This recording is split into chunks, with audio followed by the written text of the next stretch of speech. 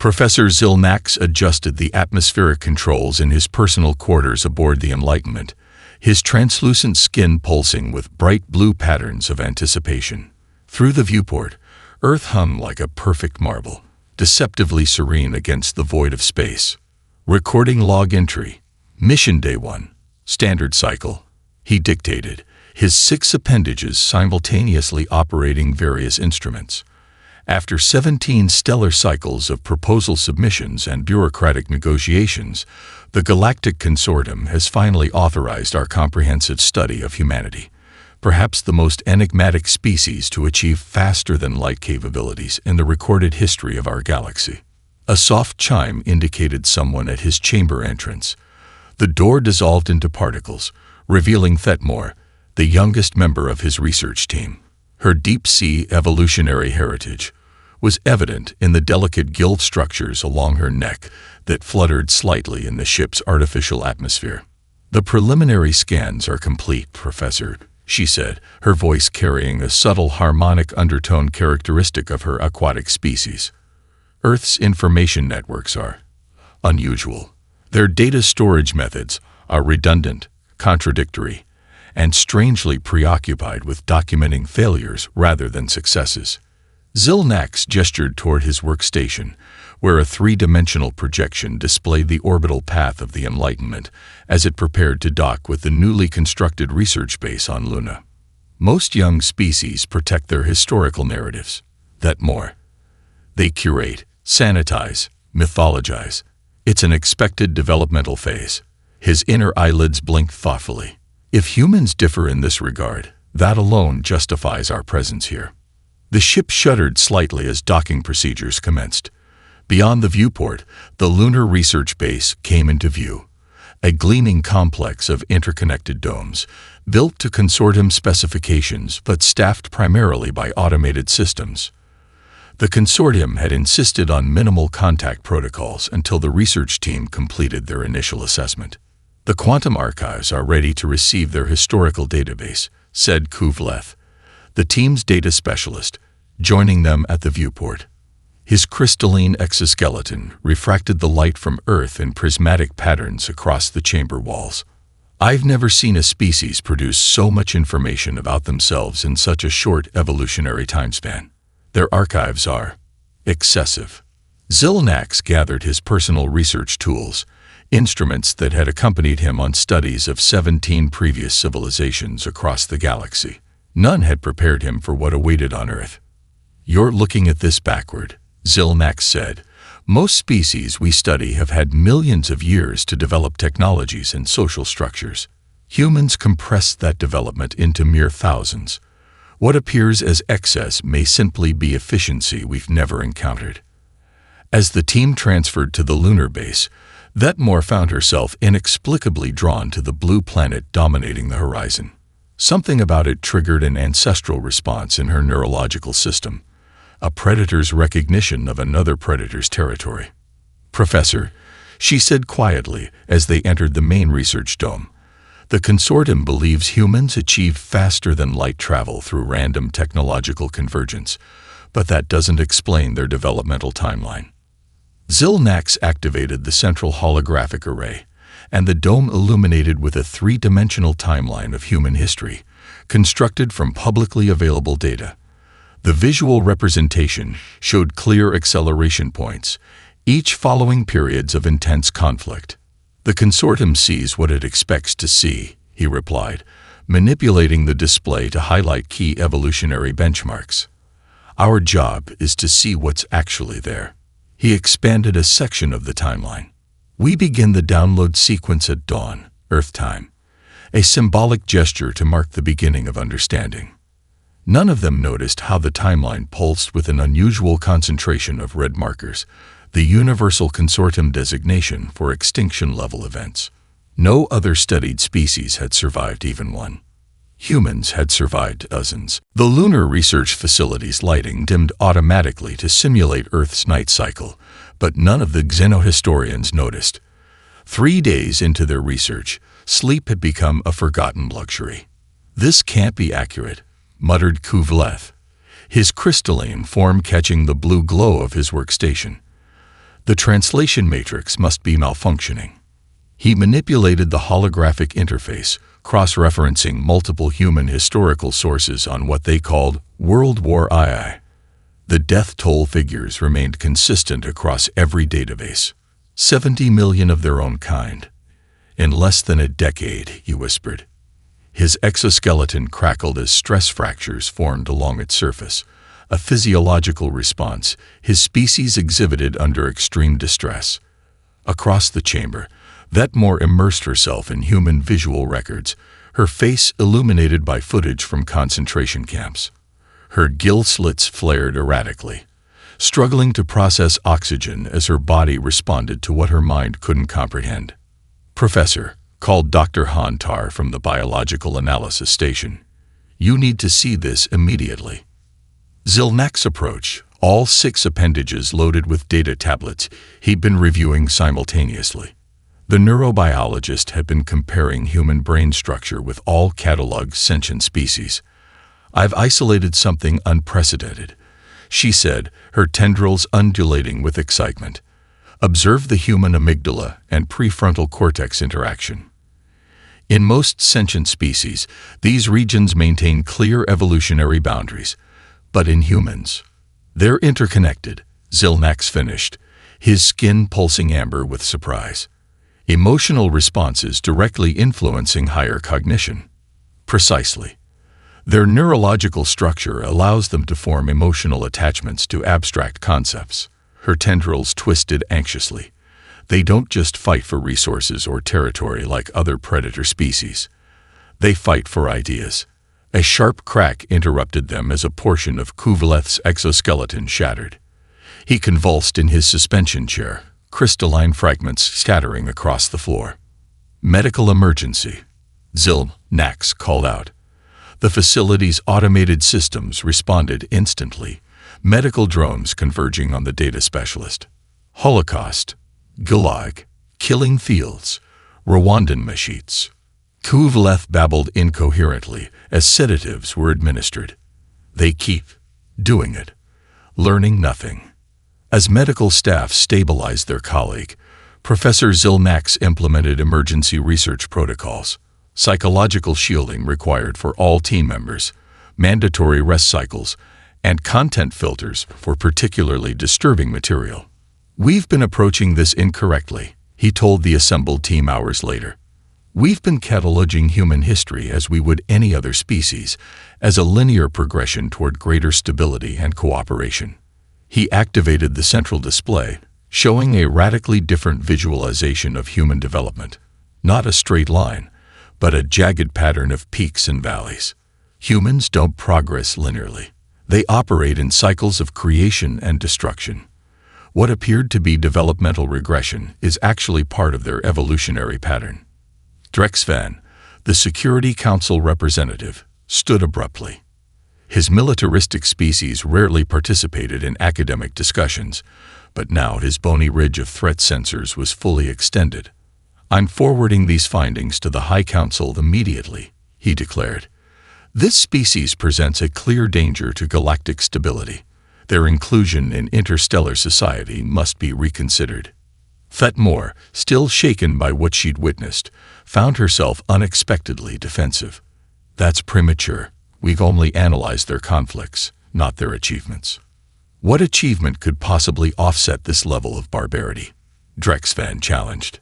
In response, she activated her own research station, projecting images throughout the chamber. Human hands treating wounded enemies on battlefields, monuments built to commemorate victims, international courts established to prevent future atrocities. "They remember their horrors," she said quietly. "They document them not to celebrate, but to warn themselves. What species does that?" Zilnax moved to the viewport, gazing at the blue planet. "One that knows exactly what it's capable of," he answered, "and fears itself." The soft hum of the lunar base's environmental systems was the only sound in the dimly lit archives, as Vetmore stood surrounded by holographic projections of Earth's darkest moments. The Khmer Rouge killing fields floated beside images of the Armenian genocide, Nazi concentration camps juxtaposed with Congolese rubber plantations, mushroom clouds over Hiroshima, beside the firebombing of Dresden. She hadn't slept in nearly 3 Earth cycles. Her species required water immersion for proper rest, but every time she entered her suspension tank, the images followed her into unconsciousness. "I didn't expect to find you here," Professor Zilnax said, entering the chamber. His bioluminescent patterns were dimmed, a sign of fatigue in his kind. "I can't stop," she whispered. Her normally azure skin faded to a sickly white. "It's like witnessing a supernova in slow motion." Zilnax moved beside her, observing the historical atrocities with the practiced detachment of a seasoned researcher. But even his professional veneer had begun to crack. "Have you found what you're looking for?" he asked. Vetmore gestured to a new set of projections: tribunals at Nuremberg, truth commissions in South Africa, reconciliation ceremonies in Rwanda, war crime trials in The Hague. "They judge themselves," she said. "After each atrocity, they establish new mechanisms to prevent recurrence. Each horror creates its own antibody." The professor manipulated the display, bringing forward a timeline of human rights development. Notice the pattern. Each major human rights advance directly follows their greatest atrocities. It's as if they require catastrophic failure to evolve. A commotion from the main research hub interrupted them. Raised voices echoed down the corridor, a rarity among consortium species accustomed to harmonious discourse. They entered to find the research team fractured into factions. Dr. Hontar's tendrils were fully extended in a threat display aimed at Drexvan, whose bony ridge glowed with aggressive pheromones. "You've overstepped your authority," Hontar hissed. "Sending partial findings to the Security Council violates research protocols. Protocols become irrelevant when facing existential threats," Drexvan retorted. The humans' technological development curve overlaid with their conflict patterns projects catastrophic outcomes. On the central display, a quarantine authorization request pulsed ominously, already containing several High Council approvals. "What have you done?" Zilnax demanded. "My duty," Drexvan answered coolly. "I've recommended immediate withdrawal and isolation of the Sol system." Vetmore moved toward a secondary console, calling up human literature from periods following major conflicts. "You're ignoring half the evidence," she argued. "Look at what emerged from their trauma." The display filled with human creative works. Picasso's Guernica, Remarks All Quiet on the Western Front, Weasel's Night, Frankel's Man's Search for Meaning. "They metabolize suffering into meaning," she said. "They transform their pain into wisdom." Drexvan's dismissive gesture scattered the holographic books.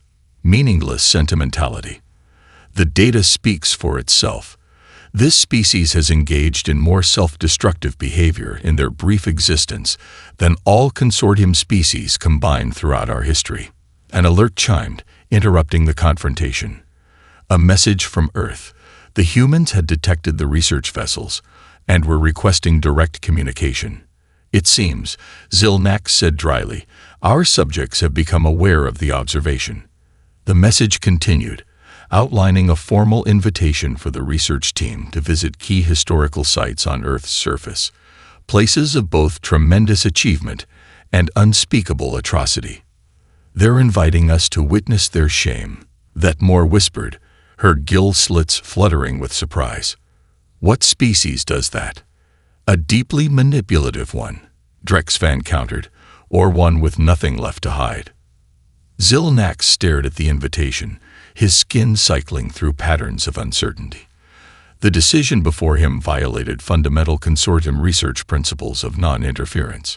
Yet the opportunity to understand this paradoxical species firsthand was unprecedented. "Prepare for surface excursion," he announced finally. "If we truly wish to understand what humans are capable of, we must walk among them." Vetmore felt a flutter of both anticipation and dread. Soon, they would confront the creators of these horrors face to face. The lunar research base had transformed beyond recognition. What began as a sterile, methodical research environment now resembled a chaotic immersion into human culture. The main chamber's walls displayed a kaleidoscope of human artistic achievement. Renaissance masterpieces beside modernist abstractions, architectural wonders alongside literary excerpts. Professor Zilnak stood before a massive three-dimensional matrix he'd constructed over the past week. It correlated human technological development against ethical frameworks, with conflict zones highlighted in pulsing red. It defies all established models, he explained to the assembled team. Sleep deprivation had darkened the bioluminescent patterns on his skin to a deep indigo. Every other species we've studied developed ethical constraints before weapons technology. Humans did the reverse. Dr. Ishra, the consortium physician, manipulated a strand of the matrix, highlighting the 20th century. Yet they survived their own destructive capacity. How? Vetmore approached the display, focusing on post-conflict periods. They compartmentalize. Where most species would experience collective psychological collapse after such trauma, humans partition it, memorialize it, then continue functioning. A dangerous adaptation, Drexvan commented from the periphery. The security officer had grown increasingly hostile as the research progressed. It allows them to commit atrocities, recover, then repeat the cycle. Zilnax gestured toward another section of data, human literature, philosophy, and religious development. But look at the ethical complexity that emerges after each cycle. Their moral reasoning grows more sophisticated with each catastrophe. It's as though suffering itself is their evolutionary catalyst. A soft chime interrupted the discussion. Dr. Hantar had completed her comparative neurological analysis.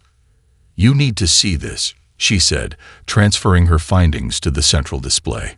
A human brain materialized in holographic form, neural pathways illuminated in vivid color. "I've isolated something unprecedented in their hypothalamic structure." The team gathered around as she highlighted a particular neural network. Most sentient species have clear separation between aggressive and empathetic responses. In humans, these pathways are interlinked. "Meaning what precisely?" asked Zilnax. "They can switch between extreme violence and profound compassion with remarkable speed. Their capacity for both is heightened by the same neurological structure." Her tendrils twisted in agitation. It's as though they evolved specifically to navigate moral complexity. A crash from the adjacent laboratory startled the group. They rushed in to find Dr. Ishra collapsed beside a neural simulation device, forbidden technology that allowed direct experiential connection to historical data.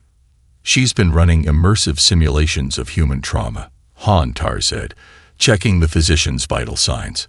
"Holocaust survivors, war correspondents, genocide witnesses, she's experienced them all." As they stabilized her, Eshra regained consciousness, her multifaceted eyes wide with shock. "I felt everything," she whispered. "Their pain, their rage, their hope, all simultaneously." "That was reckless," Drexvan scolded. "Experiential connection to predator species is explicitly forbidden." "I had to understand," she replied weakly. "How they endure, how they create beauty from such darkness." Zilnax helped her to a recovery chamber, then returned to the main display, adding her neurological readings to his growing model. "We've been asking the wrong question," he announced. "Not why humans are so violent, but why, despite their violence, they continuously strive for something better." He expanded the timeline, revealing humanity's scientific achievements, humanitarian developments, and artistic creations, each flourishing in the aftermath of their greatest horrors. "Most species achieve stability through gradual evolution," he continued. "Humans evolve through crisis. Their consciousness was forged in existential threat." Vetmore approached a section displaying human poetry written in concentration camps, symphonies composed during sieges, scientific breakthroughs achieved under persecution. "They transform suffering into meaning," she said softly. "They metabolize horror into purpose." The team fell silent, contemplating the implications. If humanity's evolutionary path was fundamentally different from all known sentient species, the consortium's standardized development models were fundamentally flawed. "We need to understand this directly," Zilnax decided. The surface invitation. We accept it tomorrow. The arrival of the consortium diplomatic vessel, Impartial Judgment, had turned Earth's orbital space into a tense standoff.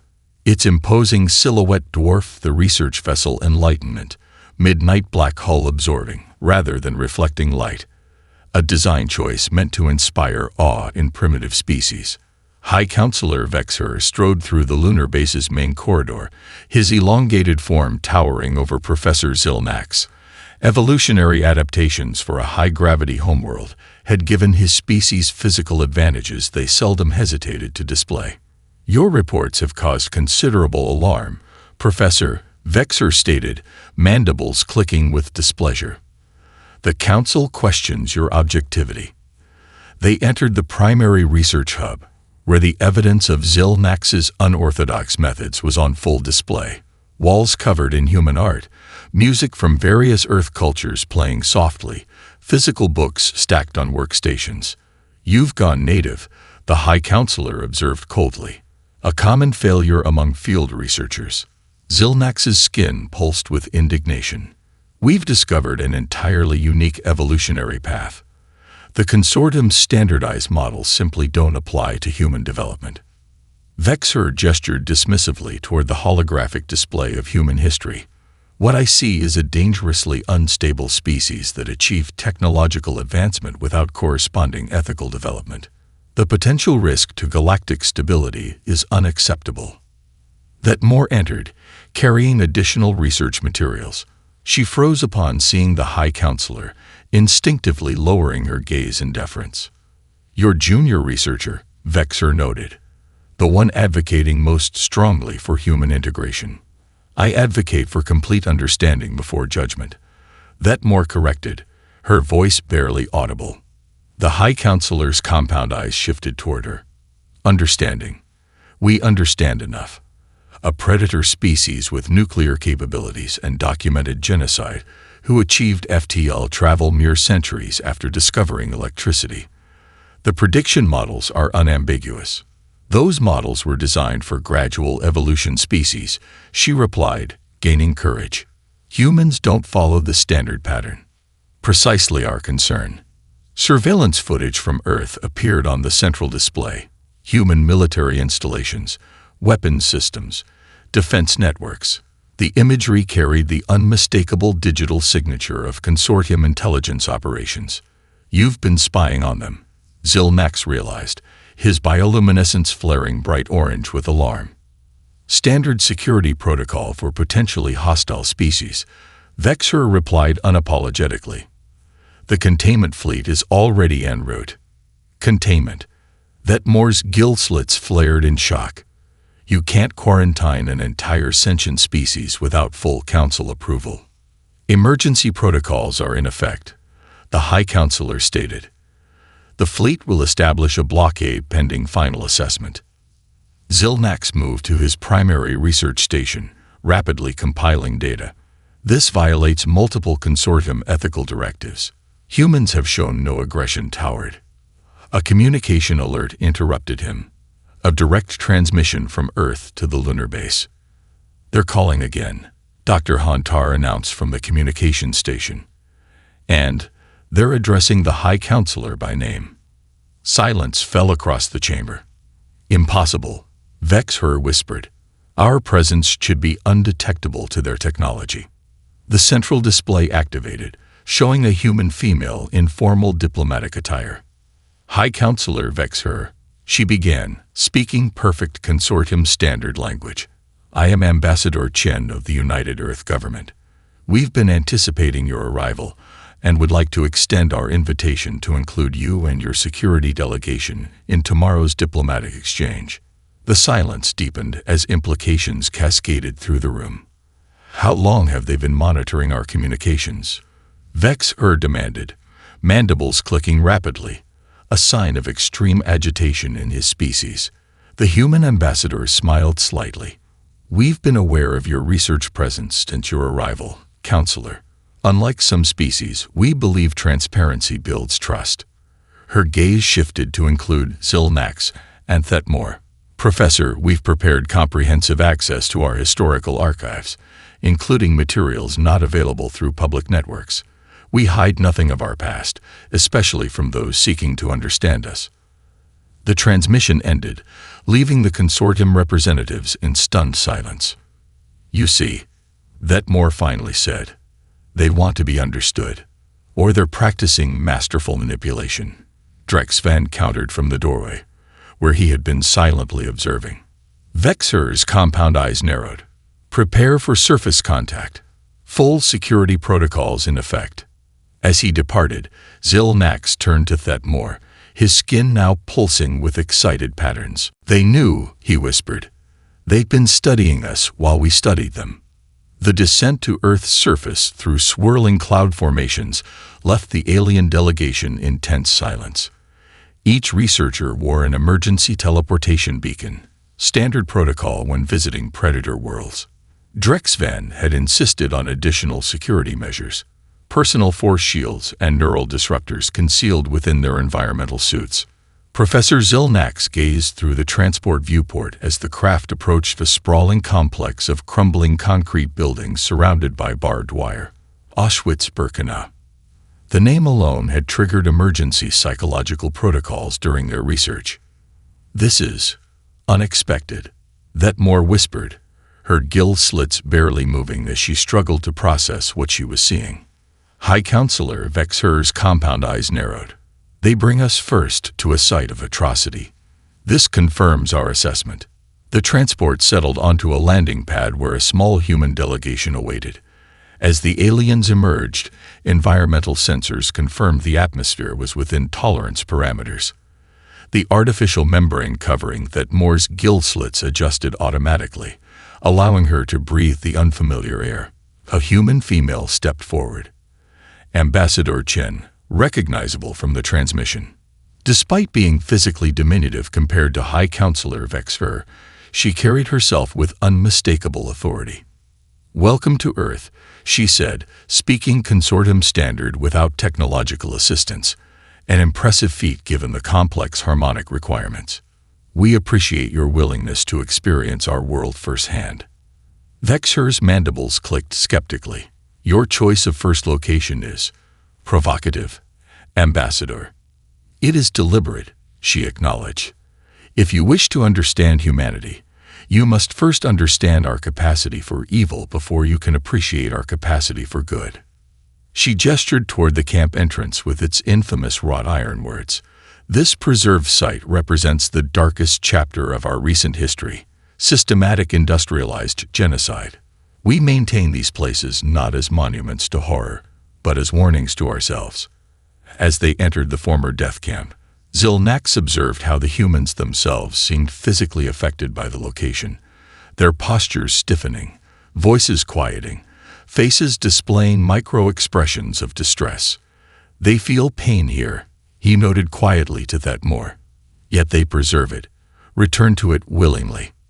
Their human guide, a historian named Dr. Abramovich, led them through exhibits displaying incontrovertible evidence of brutality, mountains of confiscated personal items, photographs of emaciated prisoners, documentation of medical experiments. These atrocities occurred within living memory. Dr. Abramovich explained, "My grandfather survived this camp."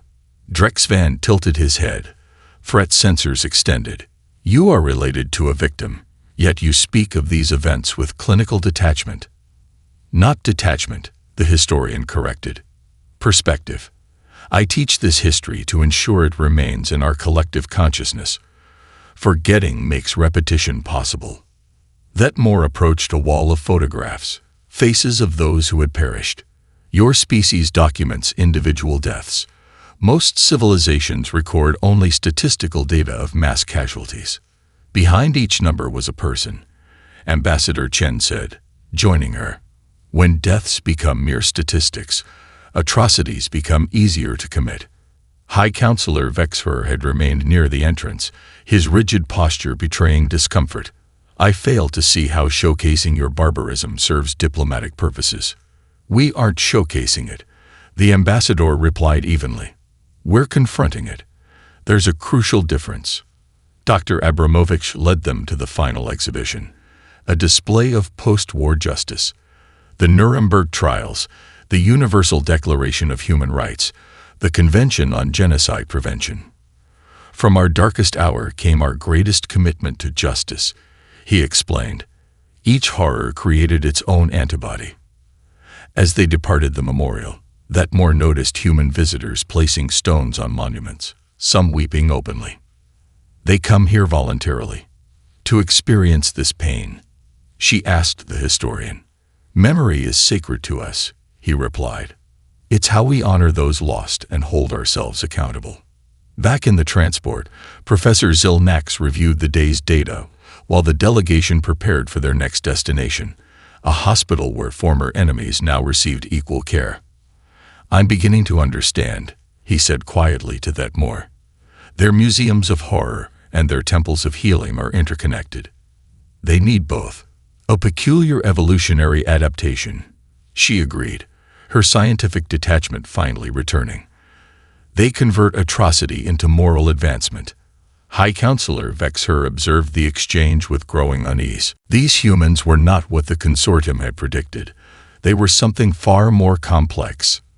Back at the lunar base, Professor Zilnax worked with feverish intensity.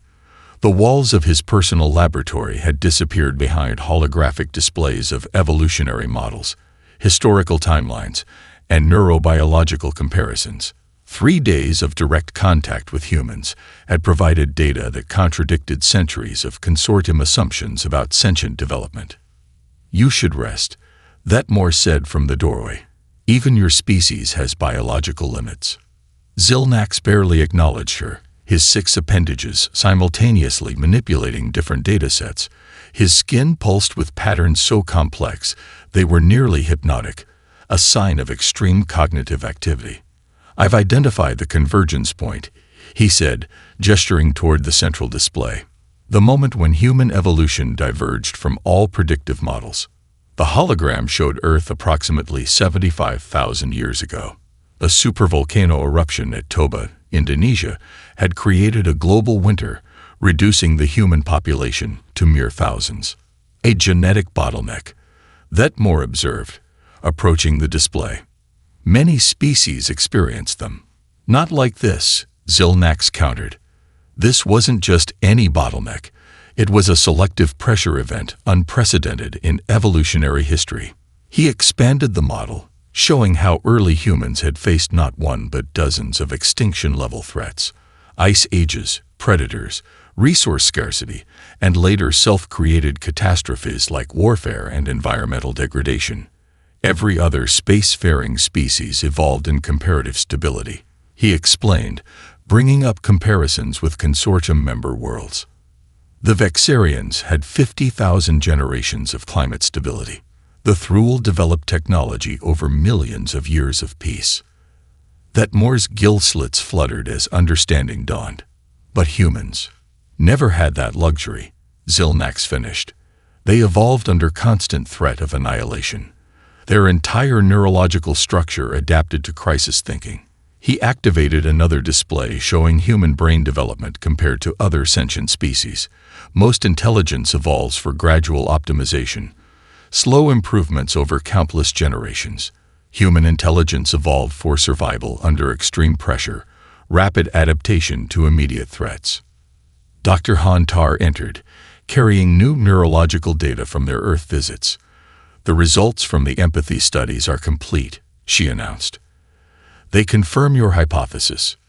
The display updated to show human responses to crisis simulations compared to other species, where consortium members showed decision paralysis under extreme pressure. Humans displayed remarkable cognitive acceleration. They don't just survive crisis, Vetmore realized, studying the patterns. They're enhanced by it. Their problem-solving abilities actually increase under threat. Precisely, Zilnax said, his bioluminescence pulsing with excitement. What we perceived as evolutionary disadvantages, their violent tendencies, their emotional fluctuations, their obsession with conflict, are actually adaptations to an environment that demanded rapid innovation. He brought up footage from their Earth visit, Human memorial sites juxtaposed with technological innovations that emerged from the same periods of conflict. Radar, nuclear energy, antibiotics, space travel, all accelerated by warfare. He noted, even their ethical frameworks developed most rapidly following their greatest atrocities. High Counselor Vexher entered the laboratory, his imposing form casting shadows across the holographic displays. He had been uncharacteristically quiet since their return from Earth. "You've reached a conclusion," he stated flatly. "Yes," Zilnax confirmed. "Humanity's evolutionary path is unique among known sentient species. They didn't achieve technological advancement despite their violent history. They achieved it because of it." Vexher's compound eyes studied the displays. "You suggest we reconsider the containment protocols." "I suggest more than that," the professor replied boldly. "The consortium faces threats it hasn't encountered in millions of years of relative peace: the void expansion, the quantum decay crisis. These are extinction-level events requiring innovative crisis response." That more completed his thought. "And crisis response is what humans do better than any species we've encountered." The High Counselor moved to the viewport, gazing at Earth.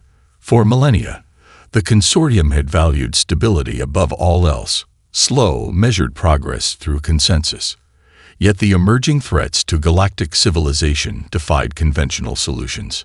"You believe their violent history makes them valuable allies," he said, mandibles clicking thoughtfully, "rather than dangerous liabilities."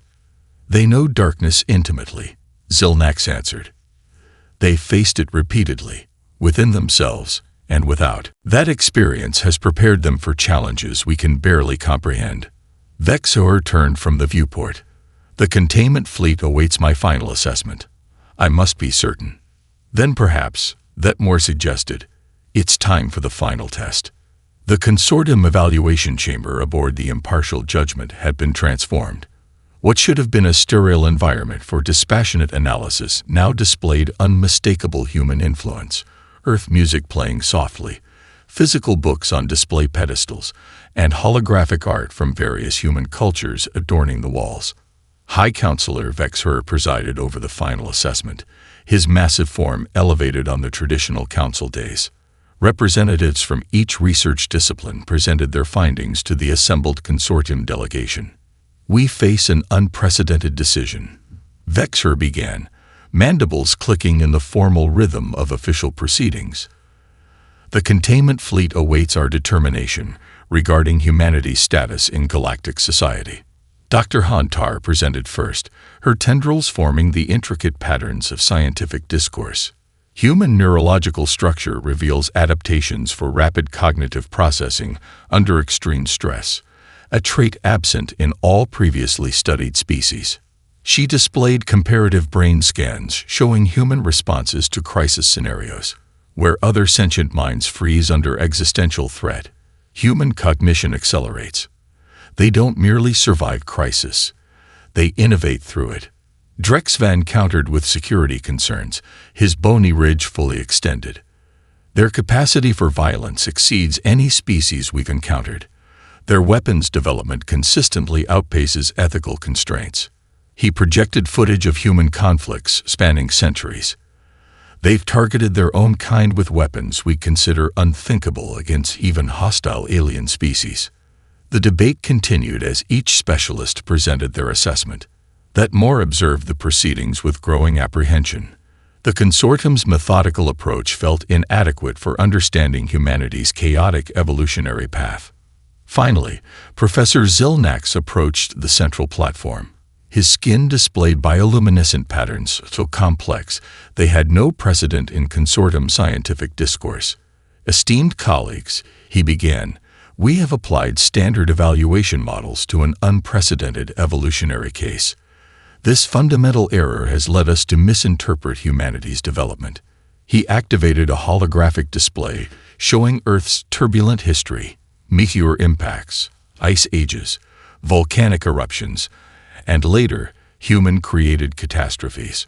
While our ancestors evolved in stable environments over millions of years, humans emerged through serial catastrophe. Their entire species was forged in crucibles of extinction. The display shifted to show humanity's technological development curve alongside their ethical evolution. What appears as reckless advancement is actually an adapted survival mechanism. They developed technology rapidly because their environment demanded it. Each crisis that should have destroyed them instead accelerated their evolution. The chamber fell silent as the implications became clear. The consortium valued stability and predictable progress, qualities that threatened stagnation in the face of emerging galactic threats. High Counselor Vexher's compound eyes studied the professor. You propose integration rather than containment. I propose more, Zilnax replied boldly. I propose partnership. The challenges facing our galaxy, the void expansion, the quantum decay crisis, defy conventional solutions. He displayed simulation models predicting consortium responses to these threats. Methodical, measured, insufficient. We face extinction-level events requiring innovative crisis response. And crisis response is what humans do better than any species we've encountered. Thetmore stepped forward unexpectedly, breaking protocol. There's something else, she said. Something we've overlooked. She activated recordings from their Earth visits, humans at memorial sites, humans creating art from tragedy, humans establishing justice systems after atrocities. They remember, she said simply, not just facts, but feelings. They carry their darkness with them, not to celebrate it, but to ensure they never repeat it. She faced the council directly. What we initially perceived as horror was actually witnessing evolution under pressure. Humans aren't defined by their capacity for atrocity, but by their demonstrated ability to recognize it, name it, memorialize it, and systematically dismantle the conditions that allow it. High Counselor Vexher descended from the dais, an unprecedented breach of consortium tradition. He approached the holographic display of Earth rotating serenely in space. I have made my determination, he announced. The containment fleet will be recalled. The chamber erupted in harmonic expressions of shock and dissent. Vexher raised his appendages for silence. For millions of years, the consortium has valued stability above all else. We have forgotten how to face the unknown.